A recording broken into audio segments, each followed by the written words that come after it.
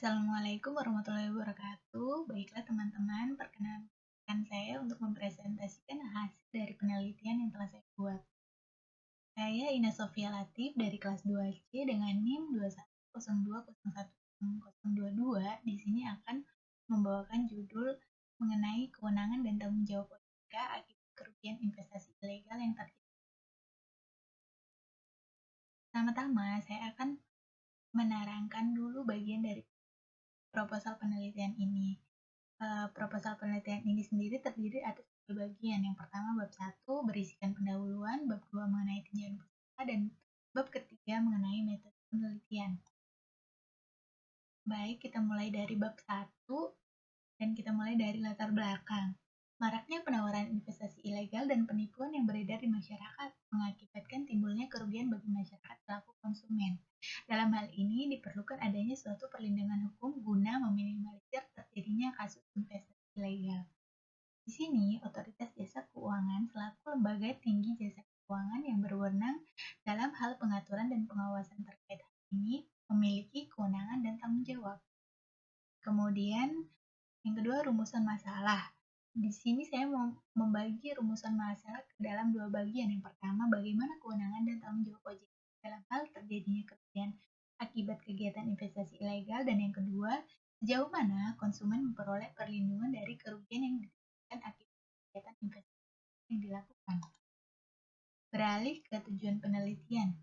Adapun tujuan penelitian dari penelitian ini adalah untuk mengetahui serta memberikan informasi baik bagi peneliti, pihak terkait maupun pembaca mengenai sejauh mana kewenangan dan tanggung jawab dari OJK dalam hal terjadinya kerugian yang timbul akibat kegiatan dari investasi ilegal.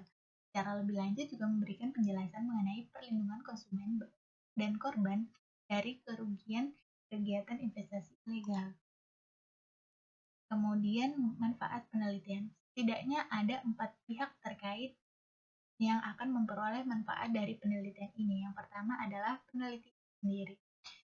Bagi peneliti, penelitian ini dapat meningkatkan pengetahuan dan pemahaman peneliti terkait dengan kewenangan dan tanggung jawab OJK atas terjadinya kerugian yang ditimbulkan dari kegiatan investasi ilegal. Dan yang kedua, bagi peneliti lain, dapat menjadi salah satu sumber rujukan untuk kegiatan penelitian yang sejenis.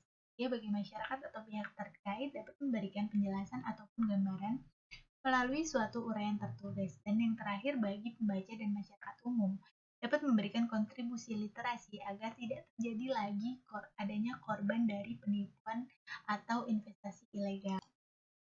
Baik, kita akan beralih ke bab 2 mengenai tinjauan pustaka.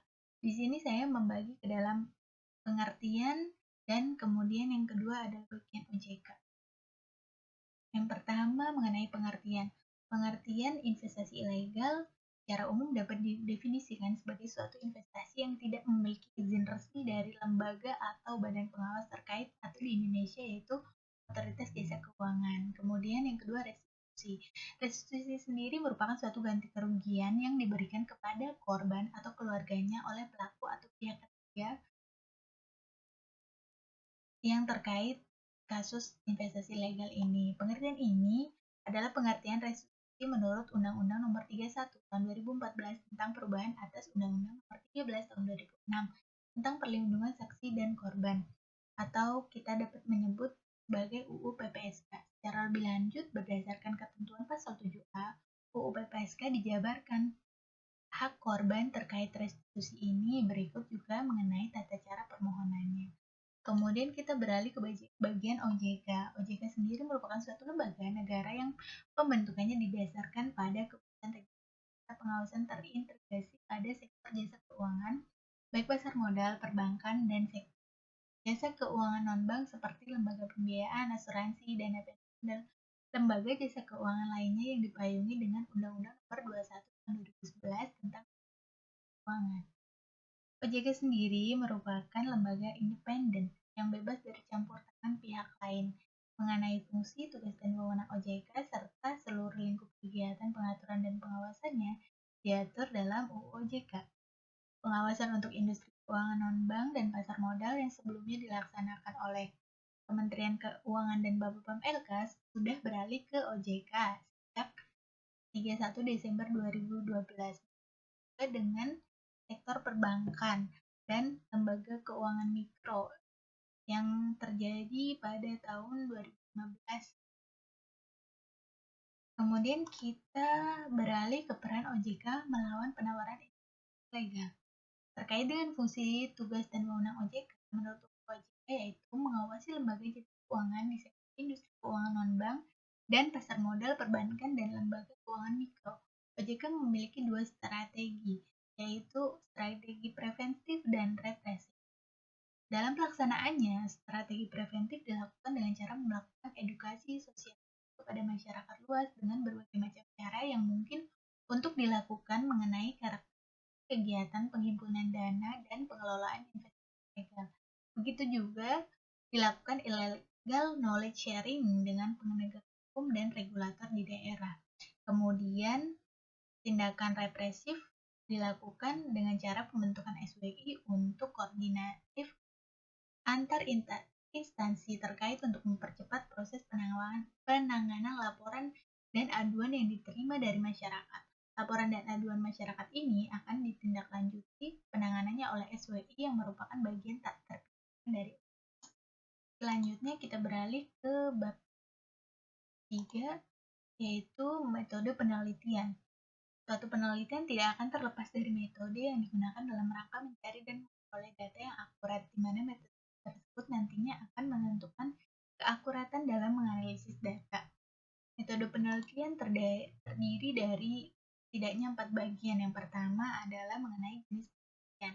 Di sini jenis penelitian yang saya lakukan adalah merupakan penelitian normatif. Maksudnya adalah penelitian yang berdasar pada norma hukum positif yang berlaku atau peraturan perundang-undangan yang berlaku saat ini.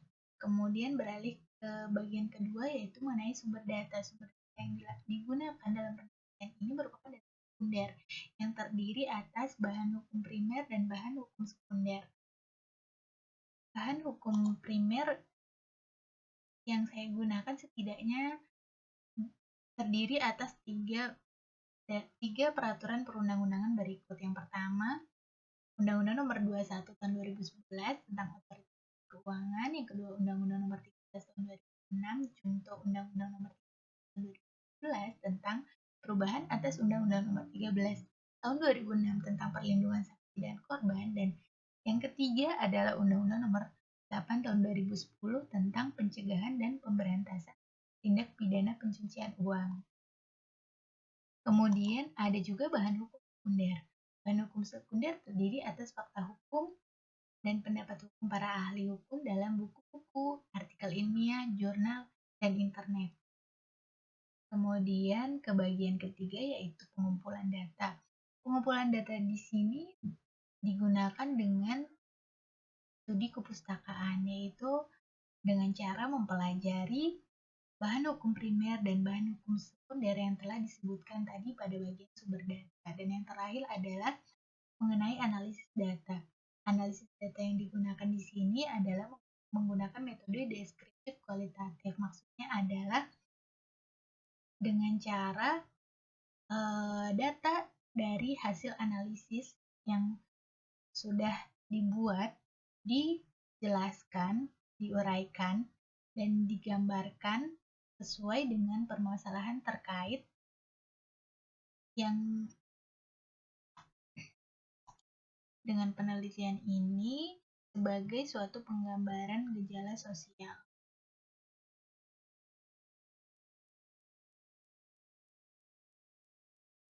Berikut ini adalah daftar rujukan yang saya rujuk dalam penelitian ini.